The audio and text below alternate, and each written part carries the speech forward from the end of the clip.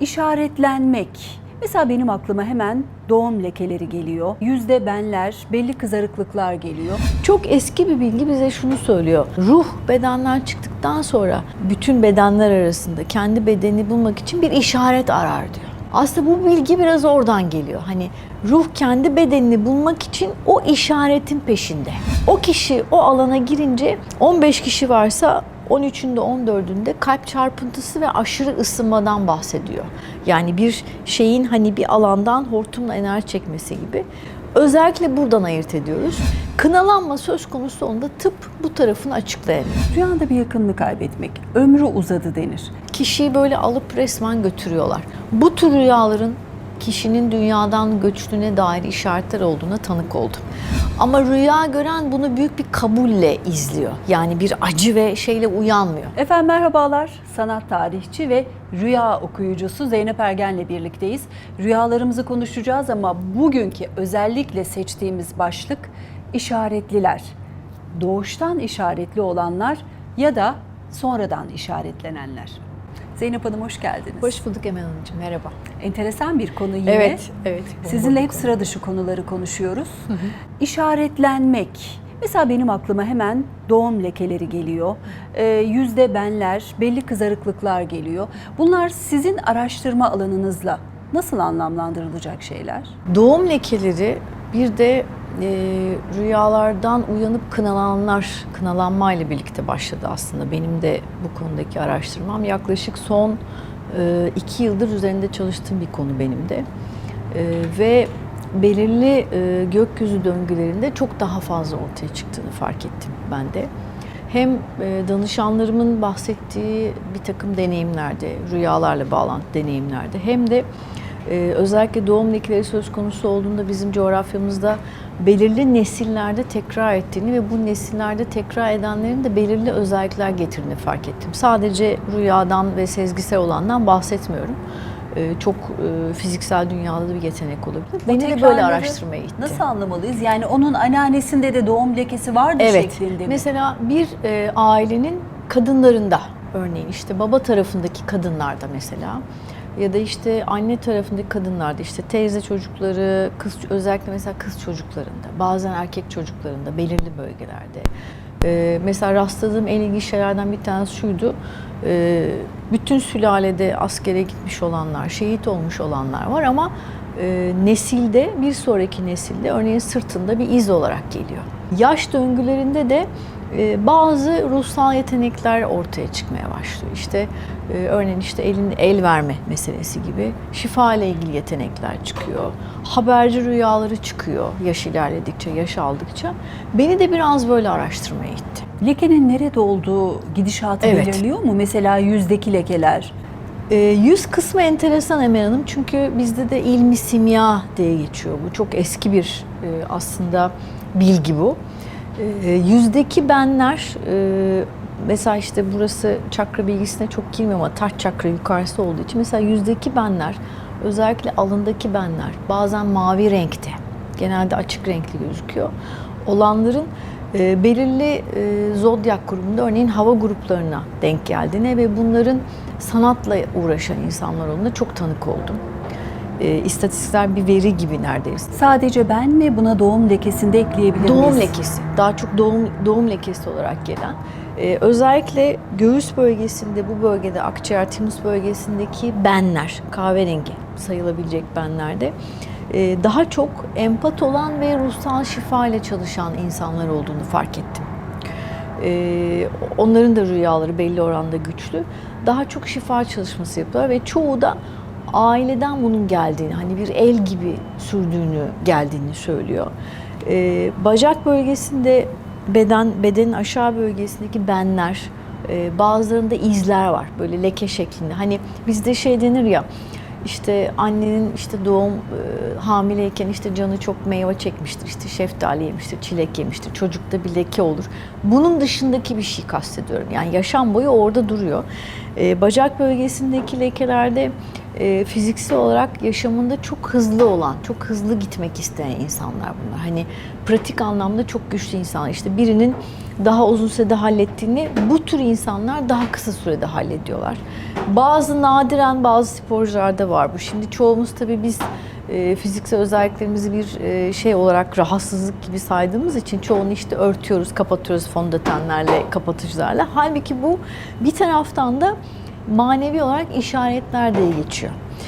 Şöyle bir bilgi var, bu araştırılır bir şey. Bizde biliyorsunuz bütün inançlarda, dinlerde mahşer gününden bahseder. Hani mahşer günü bir uyanış zamanı olduğundan bahseder. Çok eski bir bilgi bize şunu söylüyor. Ruh bedenden çıktıktan sonra bedenini aramak için bütün bedenler arasında kendi bedenini bulmak için bir işaret arar diyor. Aslında bu bilgi biraz oradan geliyor. Hani ruh kendi bedenini bulmak için o işaretin peşinde. O işarete bakıyor. Kaynağı nedir? Bu ezoterik inançlarda da var. Çok hani 4 kitapta bundan çok bahsetmiyor ama hani bazı tasavvuf kaynaklarında bunu söylüyor. Onun bir işareti o. İlk önce buradan geliyor. Hani savaşçıların işte savaşa giderken boyalar sürmesi gibi. Bizde özellikle Güneydoğu bölgesi yüzdeki bir takım dövmeler yapılır, sürmeler çekilir. Daha önce yayında bahsetmiştim. Mesela benim ailemde de öyleydi. Kalabalıklara gireceğin zaman sürme çek denir. Hani nazar değmesin, gözünü kapat. Evet. Hani Evet. o göz kalem meselesinin biraz oradan geldiği de söylenir. Hemen aklıma gelen çok kıymetli bir örnek var. İslam peygamberinde de Evet. nübüvvet mührü vardır. Vardır, doğru. Sırtında. Doğru. Acaba konuştuklarımız bu örnekle de taçlanacak konuşmalar mı? Mutlaka çünkü doğumdan hani doğum itibariyle beden dünyaya geldikten sonra kişi yaşarken bedeninde kaybolmayan işaretler onun bir şekilde bir özellik taşına dair bir bilgi. Çoğu şeyi incelediğimiz zaman işte tasavvuf pirlerini incelediğimiz zaman da Anadolu'daki Bacıyan Rum diye geçen kadın evliyaları incelediğimiz zaman da dergahlara, ocaklara baktığımız zaman da bunlardan var. Ama elinde ama kolunda hatta ben şeyler rastlamıştım yanılmıyorsam Trabzon'da sırtında tüy olan postlu diye geçiyor. Hatta şunu söylüyorlar şehit olacak olanları bile buna göre ayırt ederlermiş askere giderken Osmanlı zamanında da. Hani çocukta bir işaret varsa evet hani o artık şehit olarak gidecek. Hani dönmeyebilir ama manevi mertebede diye bakarlarmış. Biraz burada dediğiniz hani biz işaret ediyoruz mühürlenenler. Hani nübüvvet mührü meselesi de oradan gelir. Dünyaya özel bir vazifeyle gelmiş olan. Bu vazife kimi zaman bir topluluğa, o topluluğu kaba tabirle hizaya getirecek olan, onlara ışık tutacak olanlarla bağlantılı. Kimi zaman da dünyaya bir iz bırakacak olanlarla bağlantılı. Manevi bir karakter de olabilir bu. Toplumu güzelleştirecek, şifa verecek, önünü açacak bir gelişmeyi de gösterecek Bu olanlar işaretler olabilir. hep olumluya eviriyor insanları galiba. Genelde evet. Negatif Olumsuz içerik- olan da başka bir özellik var. Onu Nedir da o? söyleyeceğim şimdi. Şöyle bir şey, eğer bir hastalıkla, bir rahatsızlıkla deforme olmamışsa genelde yüzde göz yapısında çok büyük farklılık var. Şimdi bunu şu anda bu dönemde biz çok fazla bu bir takım ırklarla bağlantılı olarak işte çokça rastlıyoruz. Reptilyan gibi, Orion kaynaklı gibi ama göz yapısında ve gözle ilgili, bakışla ilgili değişikliklerde bir takım olumsuz özellikler olduğu Mesela söyleniyor. nasıl badem göz mü, çekik göz mü, nasıl İkisi de tanımlarız? değil. Tamamen bakış sırasında belirgin hale gelen. Yani bakış sırasında göz yapısının, göz renginin değiştiğine dair bir şey. Şimdi siz televizyoncu olduğunuz için daha iyi bilirsiniz. Bugün bir takım teknolojilerle, işte filtrelerle vesaire bazı şeyi değiştirmek mümkün. Evet. Ama bazı kayıtlarda hani ortada hiçbir efekt ve şey yokken bazı topluluklarda, bazı gruplarda konuşurken göz renginin, göz yapısının değiştiğini söylüyorlar. Bu bir takım negatif özelliklerle ilgili. Bu bir. İkincisi benim de üstünde araştırdığım bir konu bu. Şimdi eğer özellikle bir topluluğa hitap eden bir kişi varsa şuna dikkat etmişsiniz siz de, fark etmişsinizdir. Örneğin işte bir yere girersiniz, Orada böyle çok ağır bir enerji varsa, mesela nereye gideriz? İşte bir matem evine gideriz. Deriz ki burada ağır bir enerji var. Çünkü yas enerjisi Tabii, vardır. tabii. İşte hastaneye gideriz, orada bir acı vardır. Ya da tam tersi bir ortama gideriz, orada böyle içimiz kıpır kıpır olur. İçimiz açılır, cıvıl cıvıl olur gibi. Böyle insanlar bu tür alanlara girdikleri zaman negatif anlamda, hani pozitif ve negatif olarak ayırırsak, negatif anlamda biz ona şey diyoruz, ortamın enerjisini çeken, hani bir şey gibi, vantuzlamak gibi.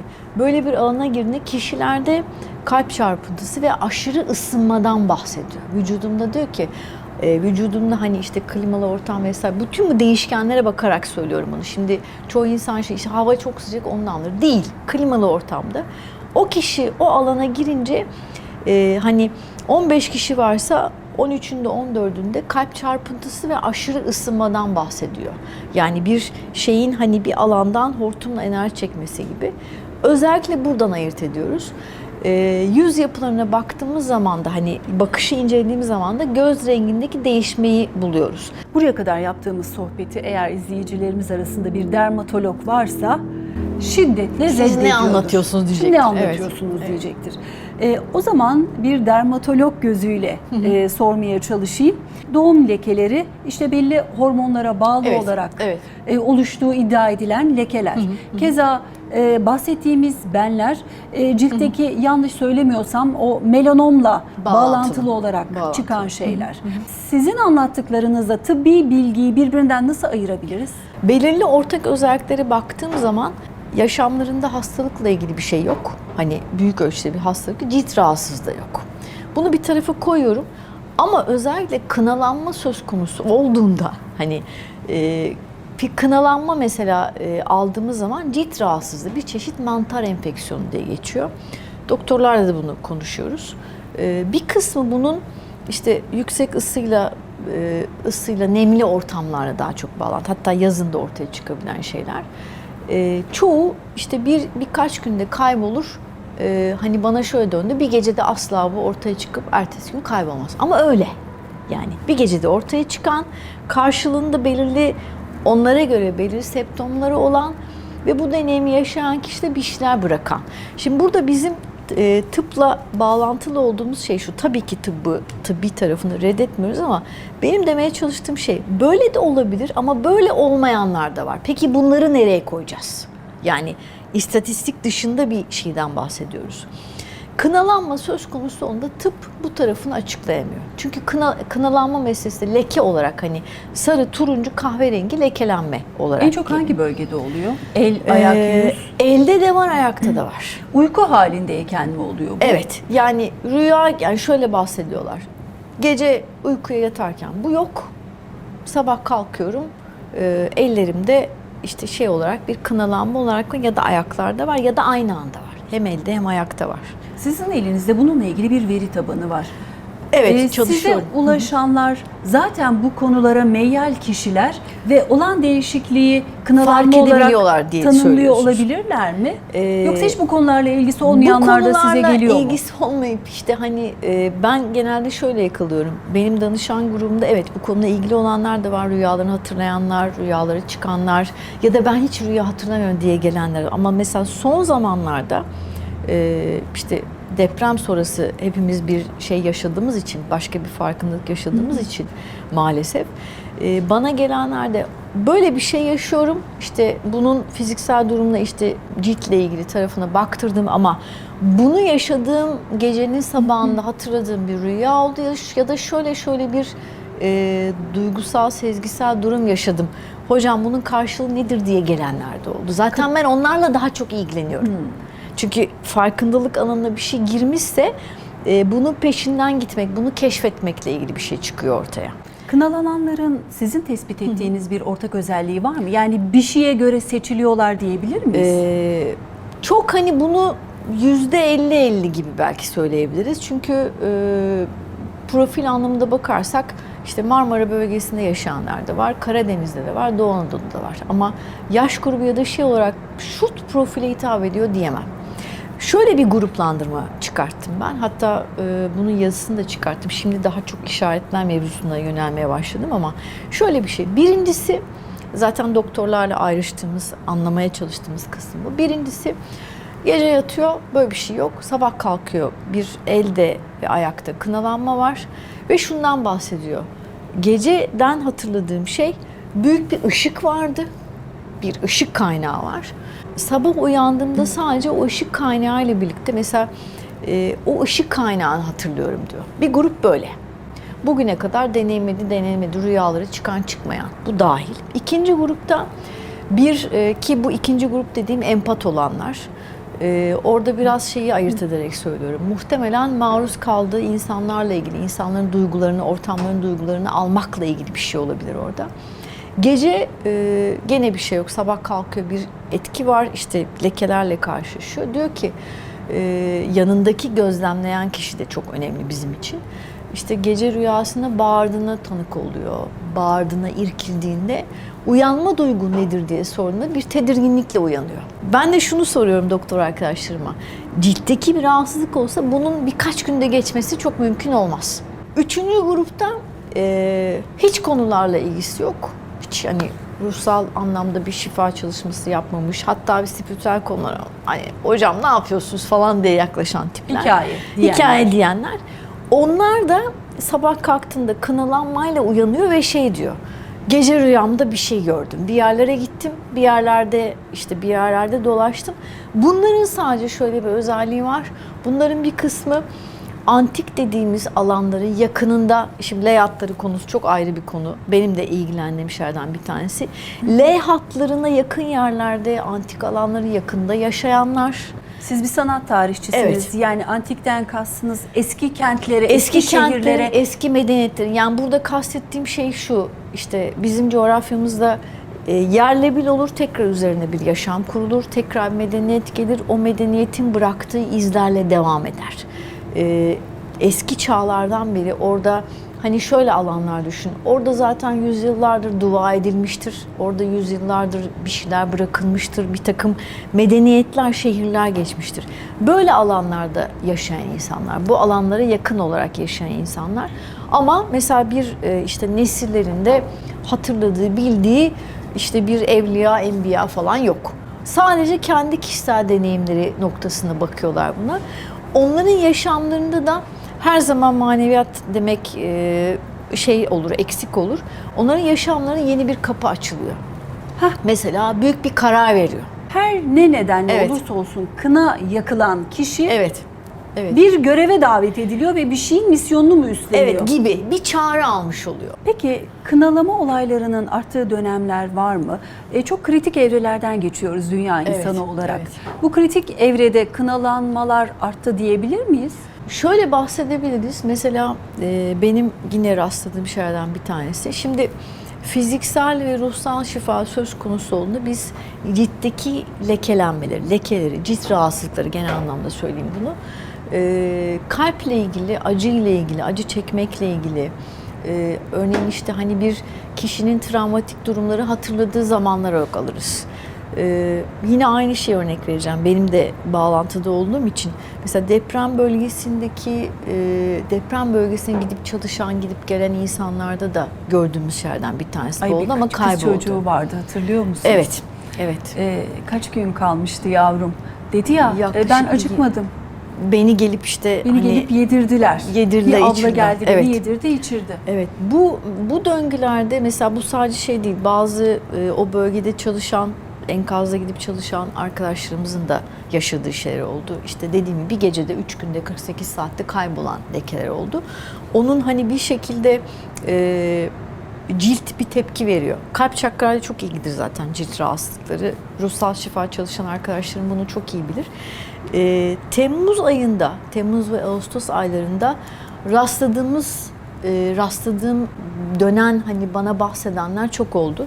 Yine işin fiziksel tarafını araştırıp acaba sıcakla, çünkü çok sıcak bir yaz döngüsü geçirdik. Acaba sıcakla nemle bağlantısı var mı diye baktığım zamanlar oldu. Aradığım ve araştırdığım şey şu: bunu deneyimleyen kişi neden yüksek ışıktan bahsediyor? Neden bunu bir ürkme, tedirginlik, bazen sayıklama olarak yaşadığından bahsediyor ve neden kayboldu? Beni açıkçası bu ilgilendiriyor. Bu bir. İkincisi, Bu yüksek ışık ne olabilir? Mutlaka öngörüleriniz vardır. Temmuz ayında, her sene Temmuz ayında Sirius geçiş dediğimiz bir döngü var. Işık deyince yıldız, Evet, ya da güneş. Yıldızla ya da güneş. Zaten güneş kadar parlak, işte Sirius A, Sirius B var, güneş kadar parlak diye geçer.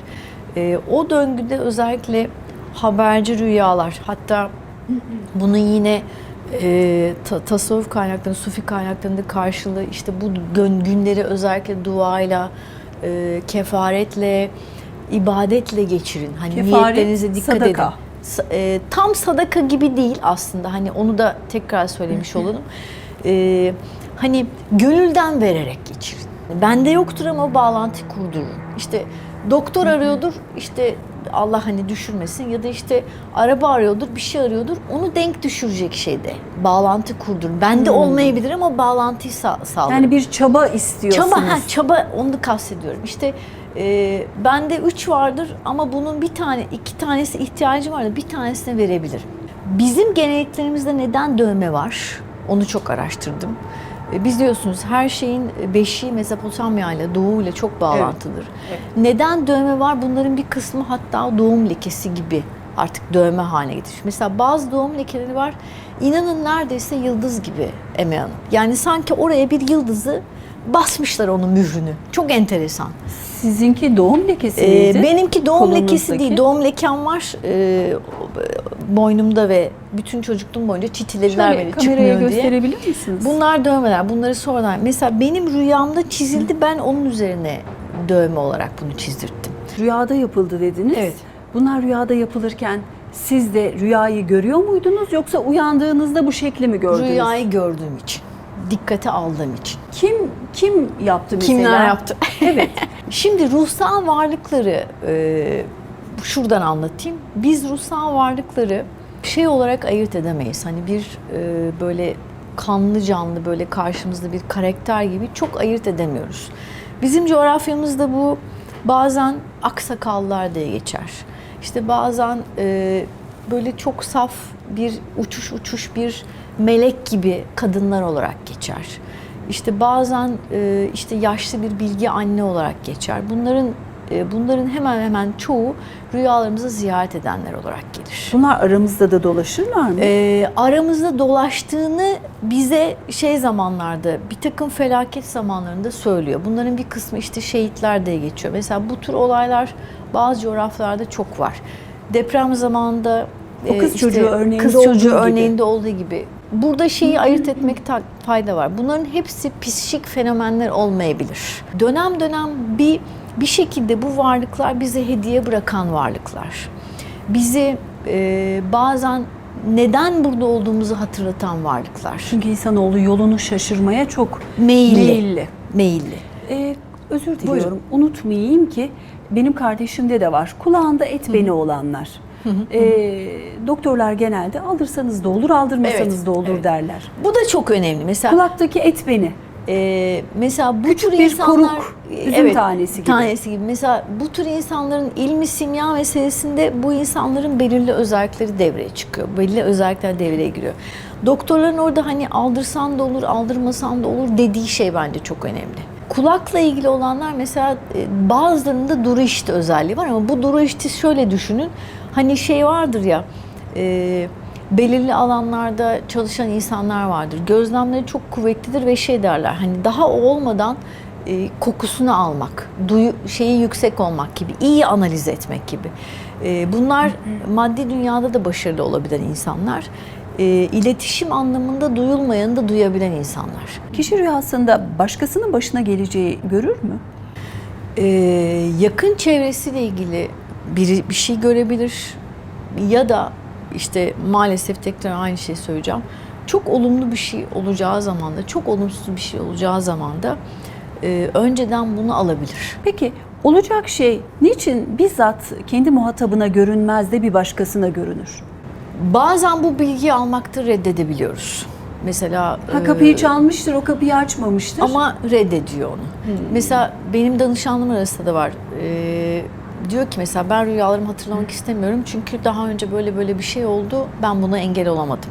Haberci rüya REM evresinde, yani Evet. derin uykudayken gördüğümüz mü? Evet. Zira hepimizin kafasını karıştıran uykuyla uyanıklık arasında yaşadıklarımız da var. Onları İkisi de nereye olabilir. koyalım? Yani haberci rüya meselesi daha çok REM uykusunda geliyor ama şöyle düşünün, kendinizi çok sakin, sessiz hissettiğiniz bir zamanda, çok hani meditatif hale yakın, işte bir dua ettiğiniz, dışarıda doğada olduğunuz bir zamanda uykuyla uyanıklık arasında, meditasyon sırasında bir an vardır. Hani biz ona şey diyoruz, neredeyse tamamen kolektifle şey hissettiğimiz bir zaman. O zamanlarda gelen bilgiler, görüler, hisler de buna dair.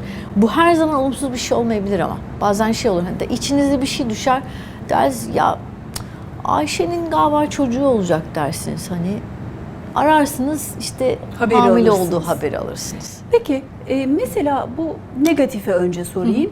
Çok huzursuz uyandıran bir rüya. Suyu anlatmak sizin de bir Evet. sanat tarihçi ve rüya okuyucusu olarak önereceğiniz metot mu? Ne yapılmalı onun negatif yükünü atmak için? Önce o duygudan kurtulmak lazım. Suyu anlatabiliriz, gökyüzünü anlatabiliriz. Dağlarda şeyi anlatıyor, dağı anlatıyorlar. Hani taşı anlatıyorlar, şey yapıyorlar. Kırsalda oturanlar. Evet, kırsalda. Yani önce o duyguyu içimden, o duygunun huzursuzluğundan kurtulmak. İşte kimisi ibadet ediyor, kefaret veriyor. Bunun şeyi benim üstümden gitsin diye. Bunlar gerçekten bir tedbir şeyi veriyor. Hani önce tedbir, sonra tevekkül meselesi. Ama önce şunu fark ediyorum. Bu negatifinin çok büyük bir kısım benden gitmiştir. Sonra ne geliyor? Tevekkül meselesi şöyle bir şey. Gerçekten benim bu şekilde, bu etikette deneyimleyeceğim bir şey varsa o benim önümden kalkmıyor. Çünkü benim onu öyle deneyimleyip, onu öyle yaşayarak hayatıma o deneyimi katmam lazım. Peki şu anda size gelen akış içerisinde tekrar eden özellikle bir başlık var mı rüyalarda?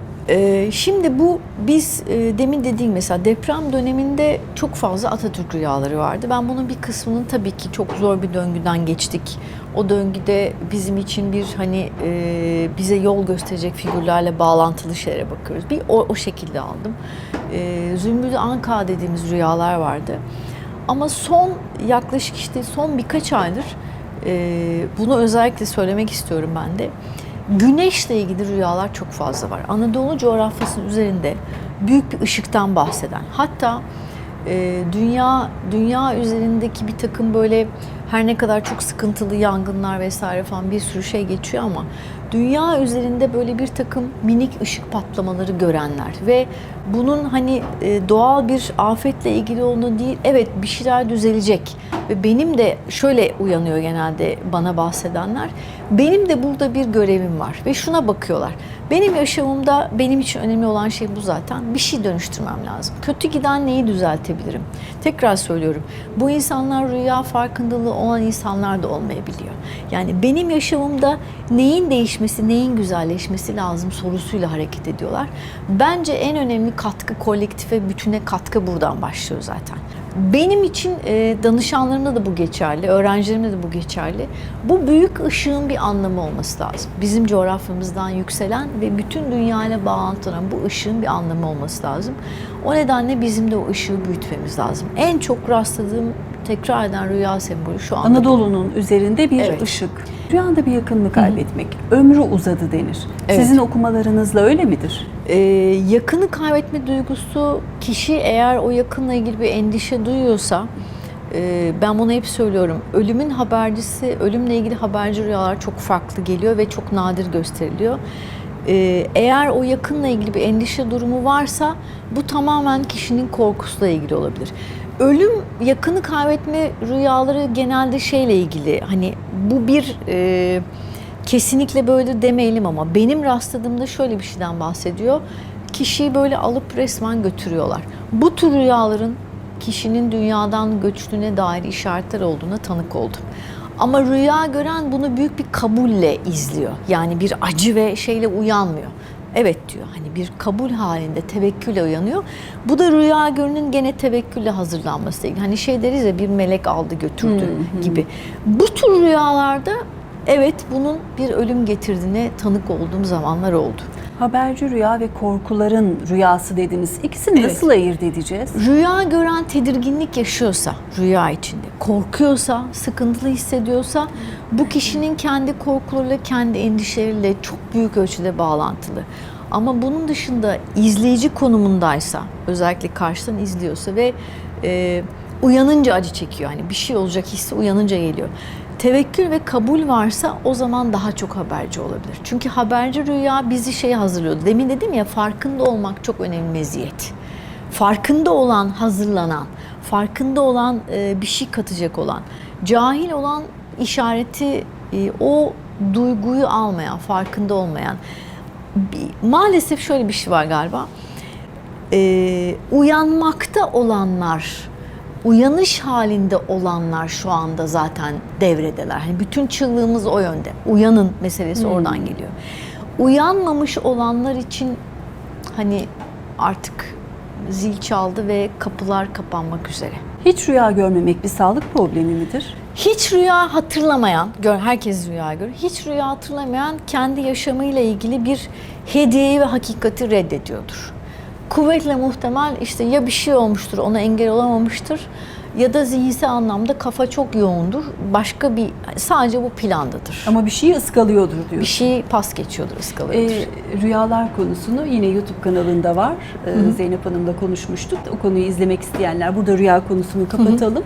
Çünkü konu başlığımız tamamen kınalanma ve işaretlerdi. Rüyalar konusunda YouTube kanalında bulabilirsiniz. Çok teşekkür ederim. Ben teşekkür yine ederim hayretten Hanımcığım. hayrete götürdünüz bizi. Beraber ol. Çok teşekkürler. Görüşmek üzere tekrar. Ben teşekkür ederim efendim. Sanat tarihçi ve rüya okuyucusu Zeynep Ergen'le birlikteydik. Güzel zamanlarda tekrar görüşmek üzere.